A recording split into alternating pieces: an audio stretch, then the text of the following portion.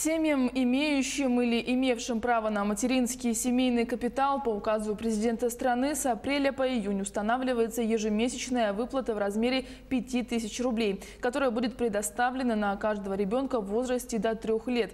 Кому положена выплата и как воспользоваться этими средствами, мы спросим у Георгия Степанова, управляющего отделением Пенсионного фонда России по республике. Георгий Михайлович, здравствуйте. Здравствуйте. Скажите, каковы основные требования к получателям? Во-первых, надо определиться с кругом лиц.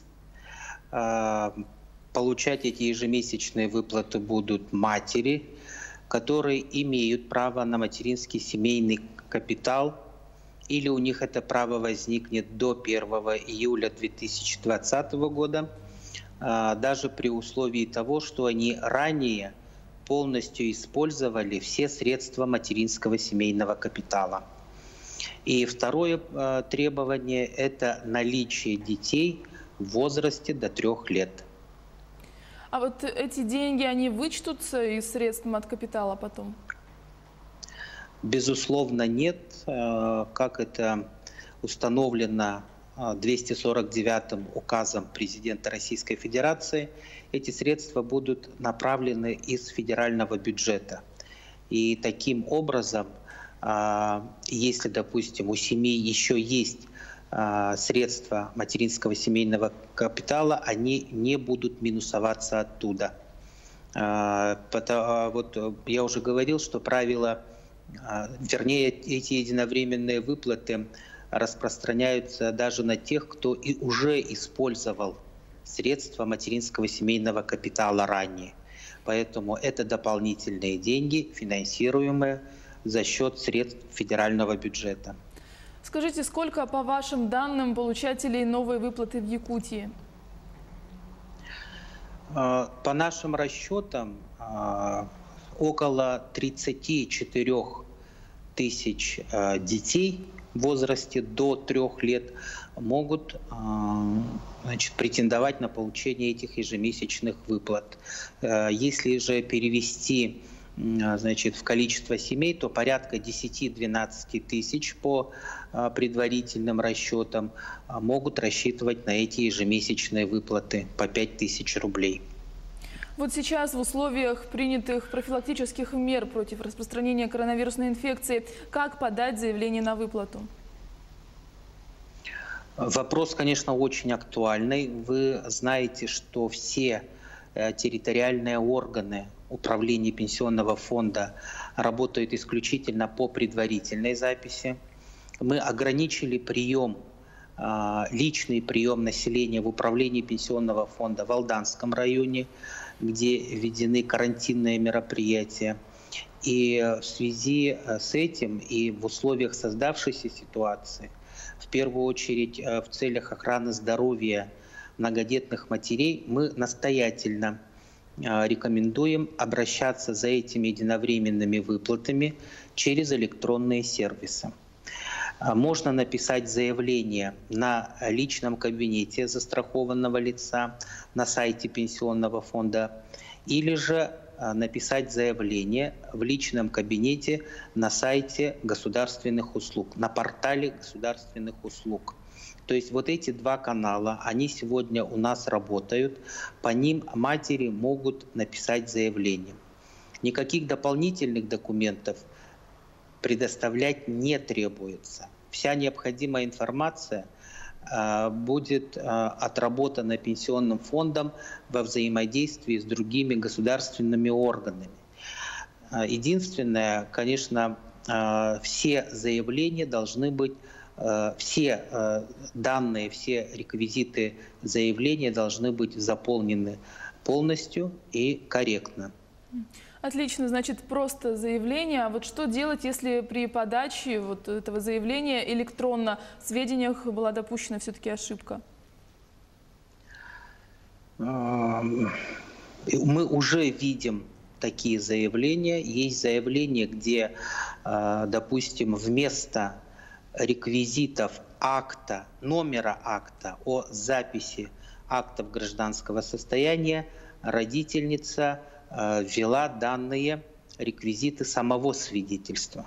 Это уже является неправильно заполненным заявлением, соответственно, оно не может уйти дальше в обработку. Мы не сможем запросить органы ЗАГСа, или, скорее всего, правильно говорить, мы не сможем запросить единый государственный реестр ЗАГС, чтобы подтвердить факт рождения ребенка.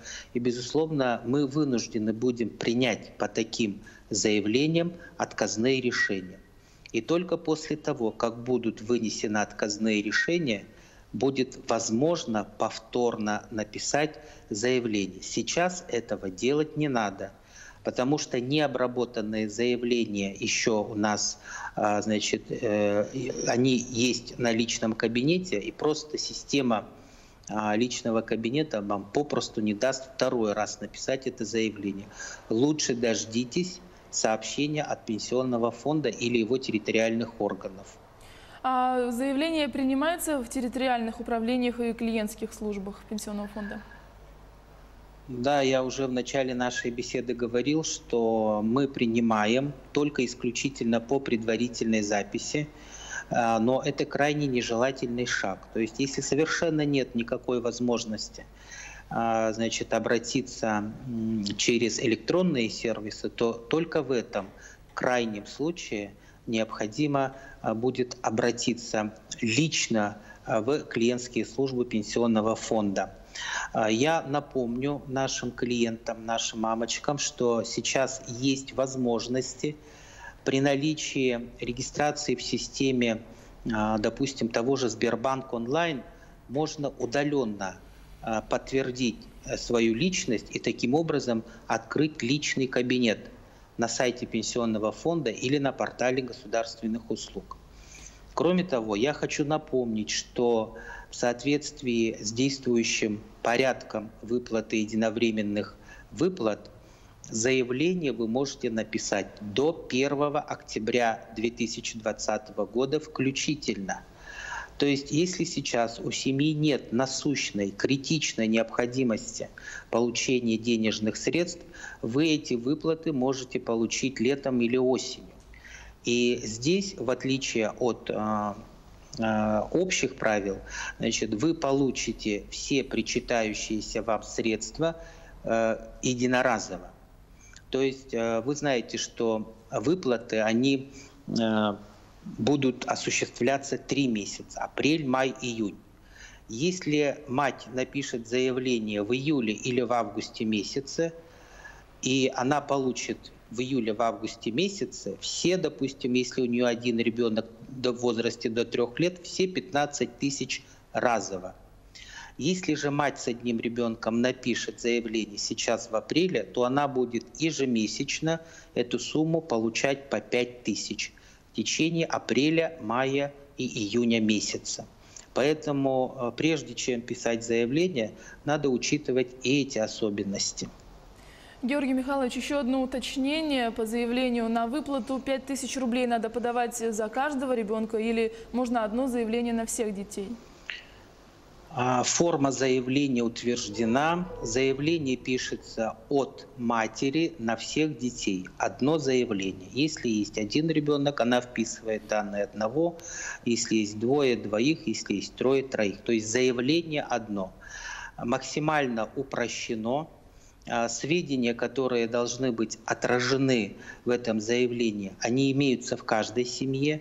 Это личные данные матери, это данные свидетельства о рождении ребенка. Больше ничего не требуется. Как я уже сказал, вся остальная необходимая информация, она будет отработана самим пенсионным фондом.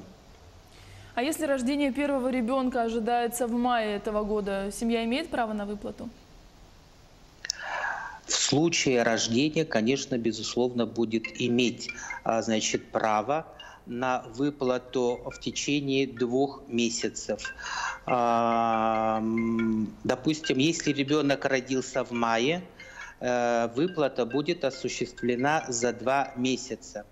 Если ребенок родился в июне, выплата будет осуществлена за 1 месяц.